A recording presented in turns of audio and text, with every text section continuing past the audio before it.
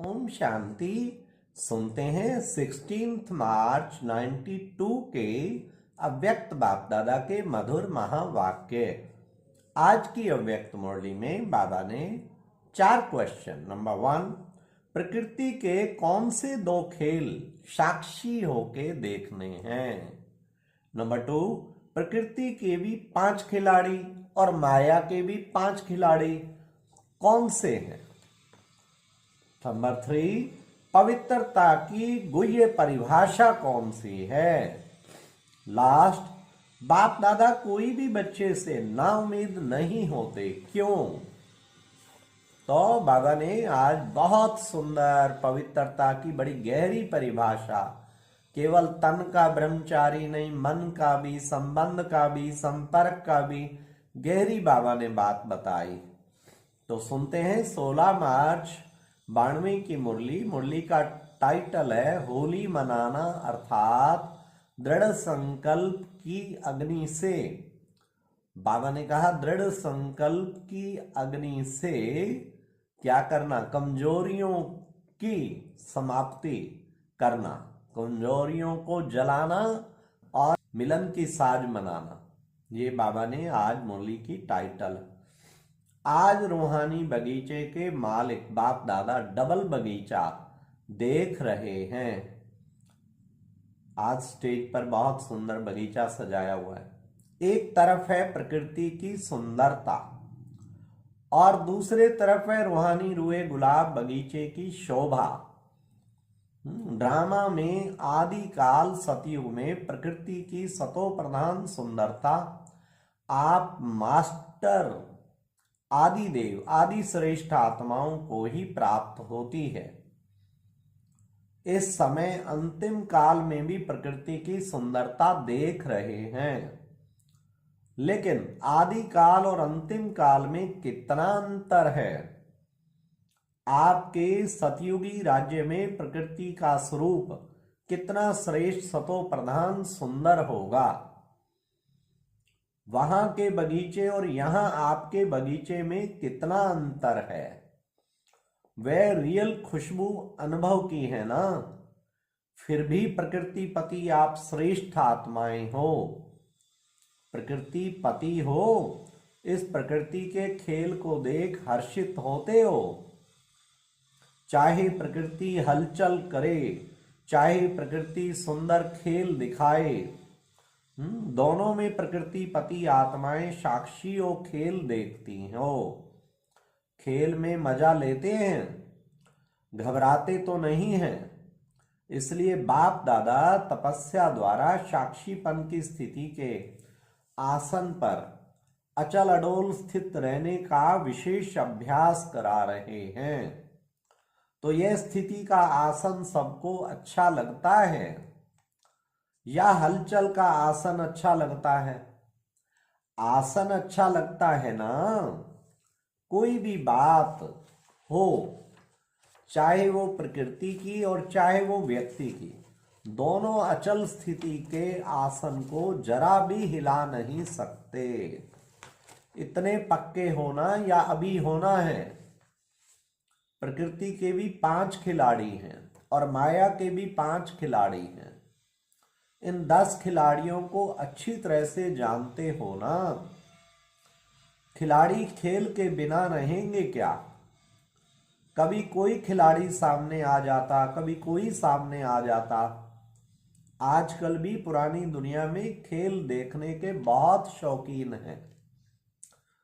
कितना प्यार से खेल देखते हैं। हाँ, कभी क्रिकेट, कभी फुटबॉल, कभी बैडमिंटन, कितने ओलंपिक चलते, क्या क्या चलता है।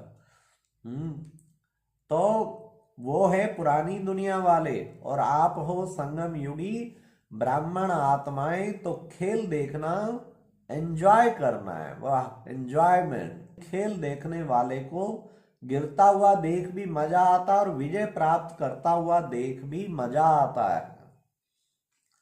तो यह भी बहुत बड़ा खेल है। सिर्फ आसन को नहीं छोड़ो बस। कितना भी कोई हिलाए, लेकिन आप शक्तिशाली आत्माएं हिल नहीं सकती हो। तो बाप दादा आज हर एक रूहानी गुलाब को देख रहे हैं। अब बगीचे में बुलाया है। जब बगीचे में बुलाया है तो बगीचे में पत्ते देखेंगे या फूलों को देखेंगे। यह भी अच्छा सजाया है, मेहनत करने वालों की भी कमाल अच्छी है। लेकिन बाप दादा रूहानी फूलों को देख रहे हैं। वैरायटी तो है ना, कोई बहुत सुंदर रंग रूप वाले हैं, रंग भी है तो रूप भी है, और कोई रंग रूप और खुशबू वाले होंगे, कोई सिर्फ रंग रूप वाले। रंग और रूप तो सभी बच्चों में आ गया है, क्योंकि बाप के संग का रंग तो सबको लग गया है। कोई व्यवहार की बातों में, पुरुषार्थ की बातों में संपूर्ण संतुष्टता नहीं भी हो, लेकिन बाप के संग का रंग सबको अति प्यारा लगता है ना प्यारा, बिल्कुल लगता है। इसलिए रंग सभी में आ गया है, रूप भी परिवर्तित हो गया है। पहले जो शूद्र का रूप था, अब ब्राह्मण बनने के बाद तो रूहानी रॉयल्टी आ गई ना, क्योंकि ब्राह्मण आत्माएं बन गई। बल कैसी भी पुरुषार्थी आत्मा हो, लेकिन ब्राह्मण आत्मा बनने से रूप जरूर बदलता है। ब्राह्मण आत्मा की चमक, सुंदरता हर एक ब्राह्मण आत्मा में आ जाती है। इसलिए रंग और रूप सब में दिखाई दे रहा है। खुशबू नंबरवार है, खुशबू है संपूर्ण पवित्रता। वैसे तो जो भी ब्राह्मण बनते हैं ब्रह्मा कुमार और ब्रह्मा कुमारी कहलाते हैं। कुमार और कुमारी बनना अर्थात पवित्र बनना। पवित्रता की परिभाषा अति सूक्ष्म है। सिर्फ ब्रह्मचर्य नहीं, तन से ब्रह्मचारी बनना, इसको संपूर्ण पवित्रता नहीं कहते। मन से भी ब्रह्मचारी हो, अर्थात मन भी सिवाय बाप के और किसी भी प्रकार के लगाव में नहीं आए। तन से भी ब्रह्मचारी, संबंध में भी ब्रह्मचारी, संस्कार में भी ब्रह्मचारी। वाह वाह वाह, आज तो अच्छी परिभाषा बाबा ने बताई। इसकी परिभाषा अति प्यारी और अति गुह्य है। इसका विस्तार फिर सुनाएंगे। आज तो होली मनानी है ना जी बाबा, गुह्य पढ़ाई नहीं है, आज मनाना है। होली मनाने वाले कौन हो? होली हंस हो। होली हंस कितने प्यारे हैं। हंस सदा पानी में तैरने वाले होते हैं। होली हंस भी सदा ज्ञान जल में तैरने वाले हो। उड़ने वाले और तैरने वाले, आप सभी भी उड़ना और तैरना जानते हो ना। ज्ञान मनन करना, इसको कहेंगे ज्ञान अमृत में तैरना। और उड़ना अर्थात सदा ऊंची स्थिति में रहना। दोनों जानते हो ना। सभी के मन में बाप से प्यार तो 100% से भी आगे है। और बाप का प्यार भी हर एक बच्चे से, चाहे वह गिरता है, चाहे चढ़ता भी है, खेल करता है, फिर भी बाप का प्यार है। बिल्कुल है बाबा, क्यों नहीं। बाप खेल देखकर समझते हैं कि थोड़ा नटखट बच्चा है। हाँ, सब बच्चे एक जैसे तो नहीं होते ना। कोई नटखट होता है, कोई गंभीर होता है, कोई रमणीक होता है, हाँ, कोई बहुत फास्ट नेचर के होते हैं। फिर भी हैं तो बच्चे ही ना। बच्चे शब्द ही अति प्यारा है। जैसे आप सबके लिए शब्द, बाप शब्द प्यारा है, तो बाप के लिए बच्चे शब्द प्यारा है। बाप कभी भी कोई बच्चे से दिल शिकस्त नहीं होते हैं। क्यों भाई? फिर भी बाप दादा उसमें उम्मीद रखते हैं कि आज नहीं तो कल आ जाएंगे, बदलेंगे बादल। आज नहीं तो कल कहाँ जाएंगे। जैसे शारीरिक हिसाब किताब में कोई ज्यादा बीमार भी होता है, उसको ठीक होने में भी ज्यादा समय लगता है, और जो थोड़ा समय बीमार होता है तो जल्दी ठीक हो जाता है। लेकिन है तो बीमार ना, कैसा भी बीमार हो, स्थूल रीति प्रमाण भी बीमार से कभी उम्मीद उतारी नहीं जाती है, सदा उम्मीद रखी जाती है। आज नहीं तो कल ठीक हो जाएगा। इसलिए बाप दादा कोई भी बच्चे से नाउम्मीद नहीं होते, सदा शुभ आशाएं रखते हैं कि आज थोड़ा सा ढीला है, कल होशियार हो जाएगा। हाँ, जब मंजिल एक है, बाप एक है, तो कहां जाएंगे? सिवाय बाप के फिर भी वर्षा हर आत्मा को बाप से ही मिलना है। चाहे बाप को गाली भी दे तो भी बाप मुक्ति का वर्षा तो दे ही देंगे। सारे विश्व की सर्व आत्माओं को चाहे मुक्ति चाहे जीवन मुक्ति का वर्षा जरूर मिलना है, क्योंकि बाप सृष्टि पर अवतरित हो बच्चों को वर्षे से वंचित नहीं रख सकते, कभी भी नहीं रख सकते। बाप को वर्षा देना है, चाहे लेवे चाहे नहीं लेवे, बाप को तो देना ही है। और सर्व आत्माओं को बाप द्वारा वर्षा मिला है, तब तो बाप कहकर पुकारते हैं ना। बाप का अर्थ ही है वर्षा देने वाला। और चाहे किसी भी धर्म में चले गए फिर भी फादर कहे याद तो करते हैं ना।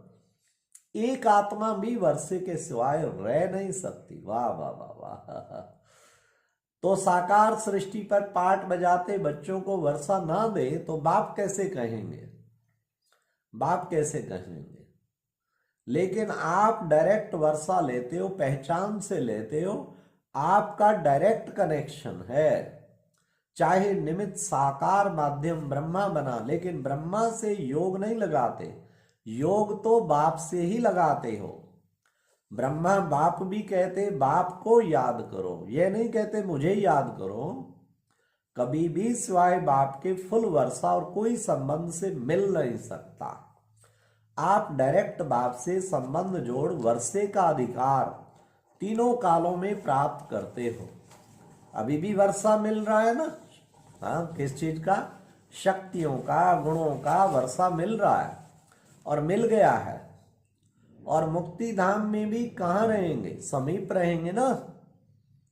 तो अभी भी वर्षा मुक्ति धाम में भी, और फिर 21 जन्म का भी वर्षा है। तो तीनों कालों में वर्षे के अधिकारी बनते हो। लोग कहते हैं ना आप सबको कि आपको जीवन मुक्ति से हमारी मुक्ति अच्छी है, आप तो चक्कर में आएंगे, हम चक्कर से छूट जाएंगे। और आप फलक से क्या कहते कि मुक्ति का वर्षा तो हमें भी मिलेगा, लेकिन हम मुक्ति के बाद फिर जीवन मुक्ति का वर्षा लेंगे। डबल मिलता है। मुक्ति धाम से वाया तो करेंगे ना। तो डायरेक्ट कनेक्शन होने कारण वर्तमान और फिर मृत्यु के बाद और फिर नया शरीर लेने, तीनों ही काल वर्षे के अधिकारी बनते हो। इतना नशा रहता है। आज होली मना रहे हो ना, होली जलाई भी जाती है और मनाई भी जाती है। पहले जलाई जाती है फिर मनाई जाती है। होली मनाना अर्थात कुछ जलाना और कुछ मनाना। जलाने के लिए मनाई नहीं जाती। दृढ़ संकल्प की अग्नि द्वारा पहले अपनी कमजोरी को जलाना है, तब मनाने की मौज अनुभव कर सकेंगे। अगर जलाया नहीं तो मनाने की मौज का अनुभव सदा काल नहीं रहेगा। होली शब्द का अर्थ भी याद रहे तो जला भी लिया फिर भी सदा काल नहीं होगा।